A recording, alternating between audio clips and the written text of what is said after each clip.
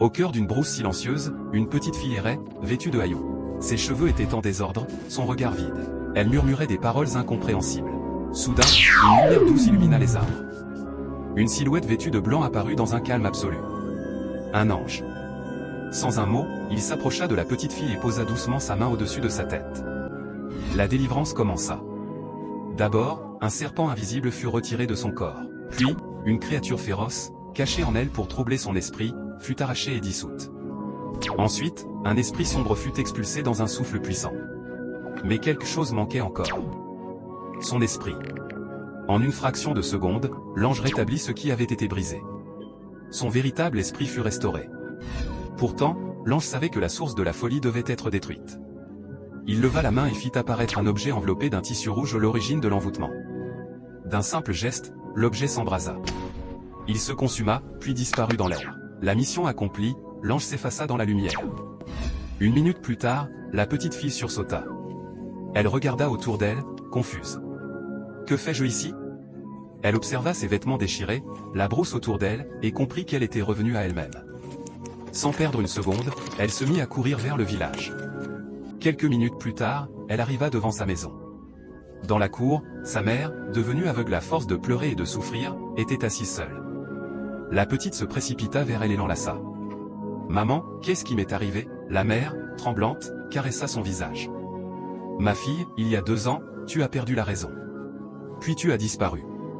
Nous t'avons cherché partout, mais personne ne t'a retrouvé. » Les larmes coulèrent des deux côtés. Mais, non loin de là, cachée dans un coin de la cour, une femme observait la scène. C'était une ancienne amie d'enfance de la mère. Son visage ne reflétait ni joie, ni soulagement. En réalité, elle n'était pas heureuse de voir la fille guérie. Car elle connaissait la vérité.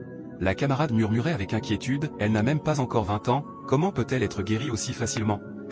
Son cœur était rempli d'amertume. Elle ne supportait pas de voir le bonheur chez les autres. Quel monde rempli de méchanceté, en voyant la joie illuminer les visages de la mère et de la fille, elle quitta sa cachette, furieuse, et se dirigea vers son lieu secret de rituel. Arrivée là-bas, elle se mit à crier, « Pourquoi m'avez-vous abandonné? Pourquoi l'avez-vous laissé guérir ?» Sans attendre de réponse, elle saisit un gris-gris enveloppé dans un tissu rouge. Ses yeux brûlaient de colère. « Je n'accepterai jamais qu'elle retrouve sa vie alors que moi, je n'ai toujours pas d'enfant. » Elle retourna vers la maison. Cette fois, elle affichait un faux sourire. « Ma sœur. Quelle bonne nouvelle. Je suis tellement heureuse pour vous. » Mais derrière son dos, elle tenait fermement le gris-gris, prête à replonger la jeune fille dans la folie. Au moment précis où elle s'apprêtait à agir, une lumière éclata dans la cour. L'ange apparut soudainement. La femme reçut une violente claque invisible. Elle tourna la tête, paniquée. Une deuxième. Puis une troisième. Elle criait, incapable de voir d'où venaient les coups. L'ange, invisible aux yeux humains, neutralisait le mal. Avant de disparaître, il posa sa main au-dessus des yeux de la mère. Un éclat de lumière traversa son regard. Ses yeux s'ouvrirent. Elle voyait. Pour la première fois depuis des années, elle voyait clairement le visage de sa fille. La joie explosa dans la cour. Mais la camarade, submergée par la peur, elle commença à tout avouer, « c'est moi qui ai fait ça, je ne supportais pas votre bonheur », la mère resta sans voix. Comment un être humain peut-il nourrir autant de haine? Elle serra sa fille contre elle. La lumière l'avait emportée sur l'ombre.